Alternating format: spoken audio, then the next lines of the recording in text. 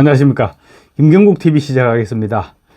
윤석열 대통령이라는 호랑이가 잠깐 자리를 비운 사이에 이재명이라는 여우가 지금 마치 자기 세상이라도 만난 것처럼 설치고 다니고 있습니다. 마치 진짜 호랑이인 것처럼 그야말로 호가호위를 하고 다니고 있는데 원래 두려운 개가 짖는다고 하죠.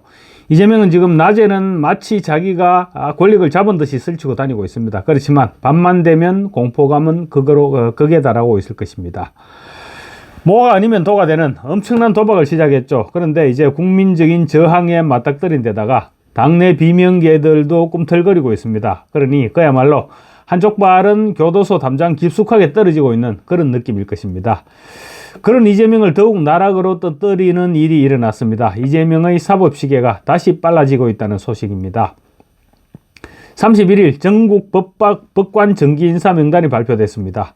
우선 거짓말쟁이 김명수가 좌파 판사들의 법원 장악 도구로 활용하기 위해서 도입했던 법원장 투표제는 폐기 수순으로 돌입했습니다.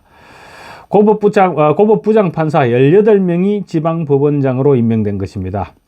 이재명을 단죄하는 데 있어서 굉장히 중요한 포인트입니다. 고법 판사들이 이상한 판결을 내렸다가는 법원장으로 승진할 수 있는 기회를 놓치게 되는 것입니다.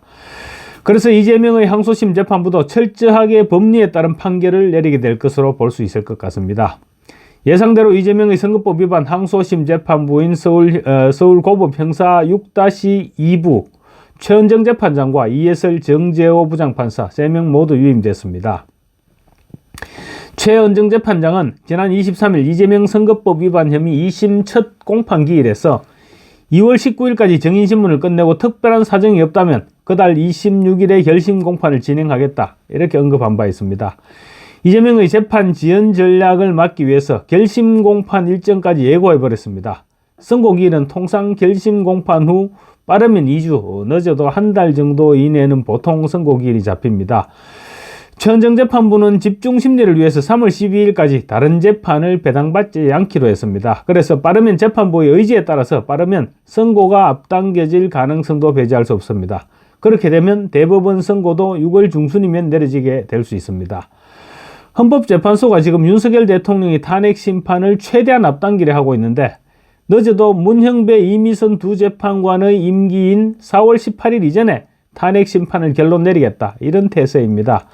그런 일이 있어서는 절대 안 되겠지만 만에 하나 탄핵안을 인용해서 윤 대통령을 파면하게 된다면 헌법에 따라 60일 이내에 대선을 치러야 됩니다. 그렇게 되면 6월 중순쯤이 되는데 이재명의 선거법 위반 대법원 선고와 거의 맞물리게 됩니다. 항소심 유죄 선고를 받게 되면 민주당 내부에서 이재명의 대타를 찾지 않을 수 없게 되는 그런 상황이 되는 것입니다. 대법원에서 유죄를 확정하면 민주당 입장에서 후보가 없어지는 상황이 되는데 그대로 몸을 걸기는 쉽지 않을 것입니다. 지금이야 심지어 무경선으로 대선 후보를 추대하자, 이런 목소리까지 흘러나오고 있습니다. 그렇지만 이재명은 만약에 2심에서도 유죄를 선고받게 되면 그때부터는 벼랑 끝에 매달릴 수밖에 없게 됩니다.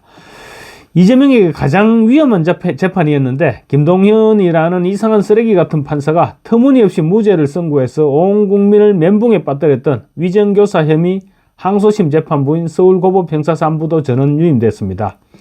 당초 이창영 재판장이 전보되는 것이 아니냐, 이런 전망과 함께 항소심 재판이 사실상 중단되다시피 하고 있었는데 재판부가 유임되면서 가속이 붙을 전망입니다. 이창영 재판장은 전북 전주시에서 태어나 전주고 출신인 관계로 또 혹시 편향적인 재판을 하지 않을까, 이런 우려가 없지 않은 것도 사실입니다. 그렇지만 일단 항소심 재판부로 배정됐을 당시에 법원 내부의 평가로는 균형 잡힌 판결을 한다, 이런 평가를 받아왔다고 하니 이제 기대해 볼 수밖에 없는 그런 상황인 것입니다. 재판부가 새로 배정된 것도 아니고 하니 아마 조만간 기일을 잡고 재판에 착수할 것으로 그렇게 예상할 수 있습니다. 1심 재판부 김동현 판사가 모든 증거를 무시한 채 무죄를 선고하고 면죄부를 줬지만 항소심에서는 유죄를 선고할 수밖에 없을 것이다, 이런 전망이 훨씬 우세한 것도 사실입니다. 물론 판사가 부담을 느껴서 1심대로 선고해버릴 가능성도 역시 배제할 수는 없습니다. 그렇지만 그런 형편없는 판결을 했다가는 그 판결 내용이 평생을 따라다니게 될 것이니만큼 신중을 기할 수밖에 없을 것입니다. 이재명의 위정교사 사건은 수사와 재판 과정에서 핵심 증거가 모두 확보된 만큼 판사가 정상적인 판단만 하게 되면 죄질과 형량 측면에서 선거법 사범보다 훨씬 치명적일 수밖에 없습니다. 아마 이재명도 1심에서 무죄를 선고받기는 했지만 항소심 재판에서 뒤집어질 가능성이 적지 않으니 아마 긴장을 하고 있을 것입니다. 한명숙 전 총리는 1심에서 무죄였지만 2심과 대법원에서 징역 2년형이 확정됐습니다. 김경수 전 경상남 도지사도 1심 무죄에서 2심 유죄, 2심 역시 징역 2년으로 뒤집혀서 징역형을 선고받았습니다. 이재명도 마찬가지 길을 따라가게 되지 않을까 전망됩니다. 특히 위정교사는 1심에서 무죄를 선고받았기 때문에 이재명은 항소를 할 수가 없었고 따라서 재판에 시간을 끌 수단도 많지 않습니다. 재판부와 검사 측에서 재판의 주도권을 쥐고 있기 때문에 재판부가 마음먹기에 따라서 선거법 항소심과 비슷한 시점에 선고를 내릴 수도 있습니다.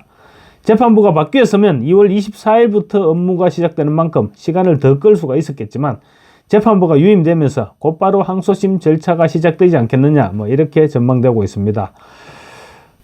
그런데 누가 생각을 하더라도 부탁을 받지 않았는데도 처벌을 무릅쓰고 남을 위해서 법정에서 거짓말을 할 사람은 없을 것입니다. 검찰은 300쪽 분량의 항소 이유서를 제출했는데 위정범과 이재명이 위정 이후 긴밀한 관계로 발전했다는 점이 1심에서 충분히 반영되지 않았다. 검찰은 이렇게 주장했습니다. 검찰은 특히 위정범인 김진성 씨가 지난 대선 당시 이재명 캠프에 인사청탁을 했고 이재명이 이를 수락한 사실을 고려해야 한다고도 주장했습니다. 또 하나의 결정적인 유죄의 증거가 드러난 것이죠. 2021년 8월 김진성 씨는 이재명에게 선거캠프 정책 분야 인사로 국립대 총장 출신 A씨를 추천했고 A씨는 이 대표 캠프 교육특보로 임명이 됐습니다.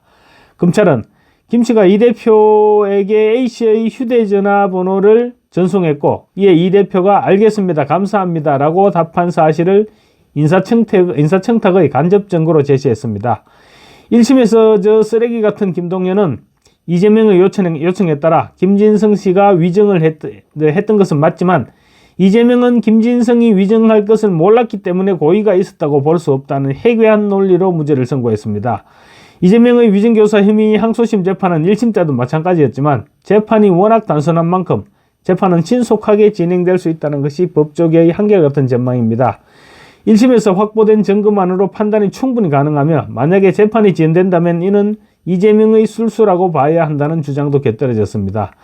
하지만 아까도 말씀드렸다시피 1심에서 무죄를 선고받아 항소를 하지 못했던 이재명 측에서 할 수 있는 재판 지연 수단은 그리 많지 않다는 것이 이재명의 고민일 것입니다.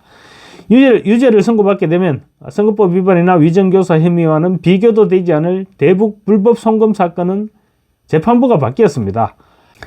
수원지법 형사 11부 신진우 부장판사가 담당해 왔는데 신진우 부장판사는 이번에 수원 고법 판사로 영전했습니다. 신진우 부장판사가 1심 선고까지 내려졌으면 하는 기대가 적지 않았는데 신진우 판사는 이미 수원지법에 3년을 있었습니다. 1년 더 있게 되면 4년이 있게 되는 셈이죠. 그래서 교체를 했던 것 같습니다. 하지만 신진우 판사가 바뀐 것을 이재명이 마냥 좋아할 수도 없는 그런 형편입니다. 이재명과 공범이면서도 주범이 아닌 종범인 이화영 전 경기도 평화부지사 이미 항소심에서까지 징역 7년 8개월이 선고됐습니다.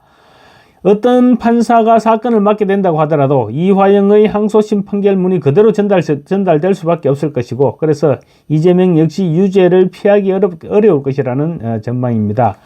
엄격한 신진우 판사를 피하게 되어서 형량이 조금 줄어들지는 모르겠지만 재판 일정은 오히려 앞당겨지게 됐습니다. 이재명이 신진우 부장판사에 대해 기피 신청을 했는데 판사가 바뀐 만큼 기피 신청은 이제 없었던 일이 될 것이고 재판은 다시 재개되게 됐습니다. 다만 이재명이 또 재판 지연수를 동원할 것인데 어느 정도 강단 있는 판사가 재판을 맡아 밀어붙일 수 있을지 그 부분이 이제 관심을 가지고 지켜봐야 될 것 같습니다. 이재명의 대장동 재판을 누가 맡게 될지도 관심사입니다. 일단 이번 판사들 인사 명단에서 김동연 판사 이름은 없었습니다. 김동연 판사는 재판 과정에서 인사 이동을 하게 될지 안 하게 될지는 모르겠지만 판사는 바뀐다라고 말했습니다. 만약에 김동연이 형사 11부를 떠나고 다른 판사가 오게 되면 대장동과 백현동 그리고 위례신도시 개발 비리 의혹 또 성남 FC 불법 후원금 사건은 분리심사를 하게 될 가능성이 유력해집니다. 그렇게 되면 재판 속도는 훨씬 빨라지게 됩니다. 이재명의 긴장도도 그만큼 높아질 수밖에 없을 것인데, 그렇게 되면 이번에는 이재명의 조급증은 또 다른 모습으로 드러나게 되지 않을까 싶습니다. 감사합니다.